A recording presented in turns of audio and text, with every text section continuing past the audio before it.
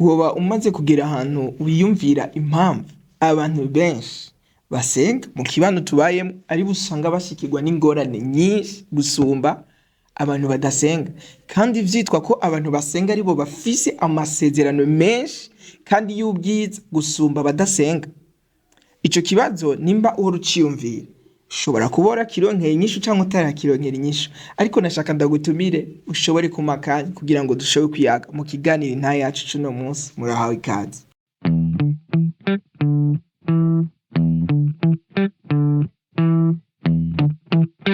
Ego ndabahaye ikaze, nizera neza ko mugoye neza.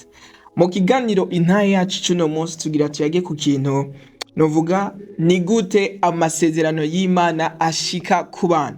Kuko tugiye gusoma icete ca mbere Paulo yandikiye abikorino igice ca mbere ku murongo wa 20 haravuga ko muri Yesu Kristo niho amasezerano yose ni ego. Ikibazo cyo twiyumvira none bigenda gute umuntu yarakijijwe mugabo ukaja kuraba ubuzima bwiwe amasezerano nka yose ukarondera isezerano ririko rirakora, ugiye kuraba amagara aragwaye mu mufuko nta kiriyo iki, ariko tukaje twiyumvira mbega iyi Mana rimwe na rimwe hari igihe tunashika ahantu ugasanga umuntu ariko arakekiranye no ku Mana kavuga ati mbega iyo bari ya Mana nyene bambwiye canke none bigenda gute? Rero bigenda gute umuntu amasezerano y'Imana ntashike kandi Imana yarasezeranye, yavuze ngo ico yavuze nikizohera gitegerezwa kuzokora, mugabo ugasanga hari umuntu hari isezerano Bibiri ivuga ngo mu mishago ya Kristo twakize ingwara zose, ariko bigatangazwa kavuga ati none uwo muntu navutse agwaye none umunsi aracagwaye arinze afa agwaye.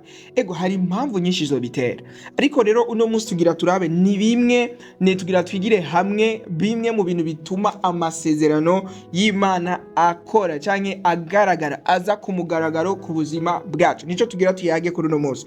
Rero ikintu ca mbere ahantu nagira mpere nashaka ndabibutse ko amasezerano y'Imana ari conditionnel. Amasezerano y'Imana tuvuze ari conditionnel sigura ngo amasezerano y'Imana arahari, ico Imana yavuze kizoshika kuko ntibesha, mugabo nk'umuntu hari ikintu Imana yashizeho umuntu ategerezwa gukora nka protocole, nk'ikintu umuntu ategerezwa gukora kugira ngo amasezerano y'Imana aze ku mugaragaro. Muri ino minsi nivyo tugira tube turayaga nibiki umuntu yokora kugira ngo amasezerano y'Imana abeho, kuko ugiye kuraba abantu novuga ubwoko bwasezeranywe amasengesho menshi dusomye muri Bibiliya usanga uri ubwoko bw'Abisirayeli. Imana yarababwiye ati nzobagira umutwe sinzobagira umurizo, ariko hari ikintu yashirako ni wakora iki nzokugira iki, ni wabuku nzokugira uku. Rero hariho ibintu byinshi Imana yagira asezerana. Rero ibi rero tugiye turabimenya, hari ubuzima bumwe tugenda turabaho ugasanga Imana vy'ukuri ego hari ibintu novuga ati ibi umuntu acamwe Imana iriko iramwigisha, hari n'ibindi bihe umuntu acamwe kubera ukutamenya, kuko Imana yavuze ngo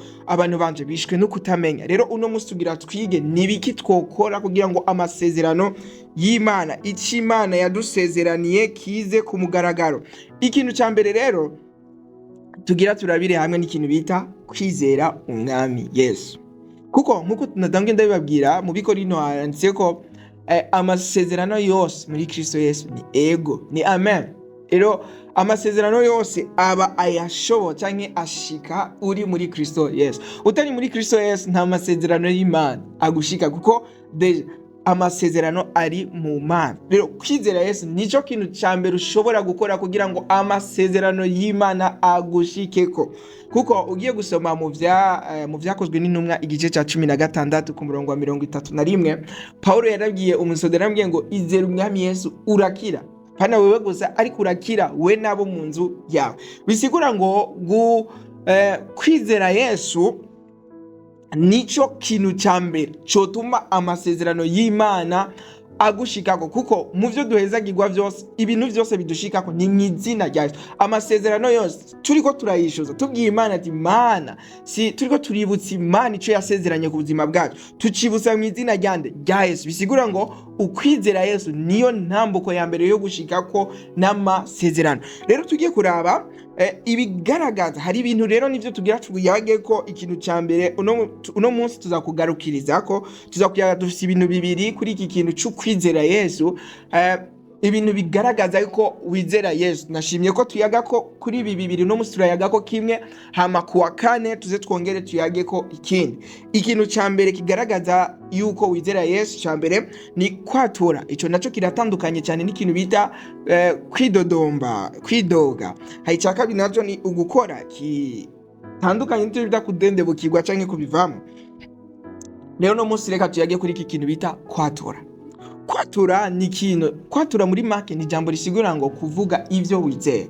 Twaturiki Paulo usomye mu Bikorino igice ca 4 ku murongo wa 13 yavuze ngo turizera, niyo mpamvu twatura, niyo mpamvu tuvuga. Rero iyo uri kuravuga ivyo wizera bigaragaza ko wizera Imana, kuko Yesu yaravuze ngo ibibogaboga mu muntu nivyo avuga, nivyo akora. Sigura ngo uzovuga ivyo wizera ibiri muri wewe. Rero gute wovuga ko wizera Imana mu gihe uri kuravuga amajambo yawe atandukanye cyane nabijya wizeye?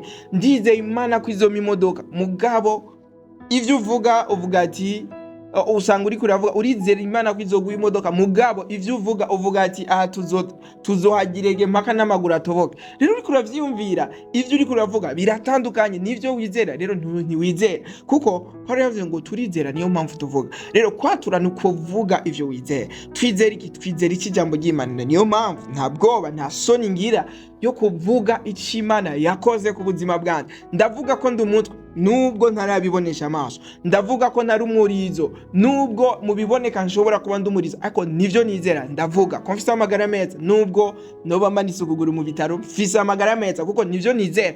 Simvuga ivyo mbona, kuko ukwizera ngo nukumenya gose udakekeranya ivyizego, nukumenya gose, urabimenya ibitariyo ukabimenya ko bihari, ukavyemera ko bihari ukavyemera. Rero iyo tuvuze ko twizera tuvuga ibidahari, kuko sinovuga ngo ndafise telefone ngaha kandi mbona ko ndayifise. Oya, ntibikunda.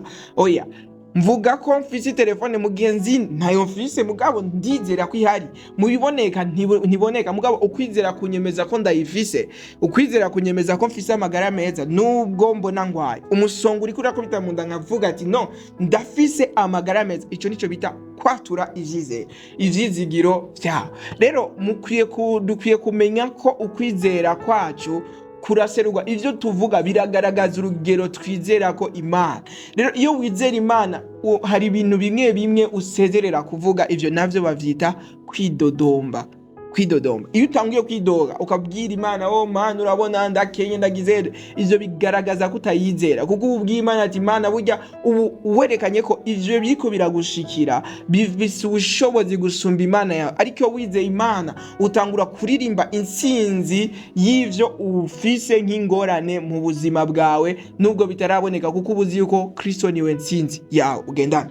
Imana yabwiye Abisirayeli bari batangiye kwidoga mu bugaragura, babwiye ati ivyo numvise mwivugira nivyo nzobakorera. Bisigura ngo Imana yarabaravye bamwe ati ego ivyo mwavuze nivyo nzobakorera. Mwidodomvye naje mwavuze ko muzofira mu bugaragwa, naje nzobakorera ivyo nyene mwivugiye. Rero nk'abana b'Imana tutegerezwa kumenya ko intango yo gukira, intango yo gushikwa ku amasezerano, intango yo kuronka agakiza mu buzima bwacu biherahe mu kwizera Yesu. Kwizera Yesu, bimwe mu bintu bigaragaza yuko wizeye Yesu nuko watura ivyizigiro, watura ubushobozi bwa Yesu ku buzima bwawe.